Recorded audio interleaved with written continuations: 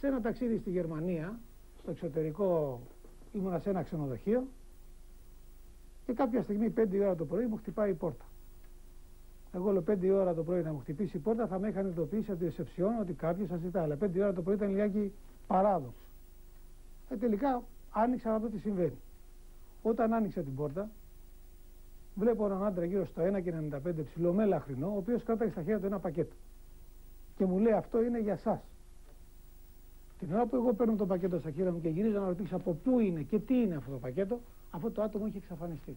Όσο και σας φαίνεται παράδοξο. Κλείνοντας την πόρτα και μπαίνοντας μέσα στο δωμάτιό μου, ανοίγω αυτό το κουτί και βλέπω μέσα ένα ξύφος. Και έρχεται αυτή η φωνή πάλι και μου απαντάει, Μιχάλη, αυτό θα πας στο ναό μου. Και είναι το ξύφος το οποίο βλέπετε τώρα στην εικόνα. Ένα ξύφος, ένα απλό ξύφος. Όταν πήγα το ξύφος στη Μυτιλήνη, ο ιερέας δεν το δεχόταν να το βάλει στην εικόνα. Με τίποτα. Μου λέει, ξύφες οι εικόνες δεν πάνε, ποτέ. Εγώ λέω, έχω μια εντολή να το βάλεις εκεί, τώρα από εκεί πέρα λέω είναι δικό σας θέμα. Και καμιά στιγμή το έπιασε ο ιερέας στο χέρι του το ξύφος. Και χωρίς να το καταλάβει, υπάρχει αυτός ο ιερέας εκεί τώρα, λέγεται Παπαχρήστος, μπήκε το ξύφος μόνο του μέσα στην εικόνα και μετά δεν μπορούσε να βγει. Αυτό θα σας το πει ο ιερέας, όχι εγώ.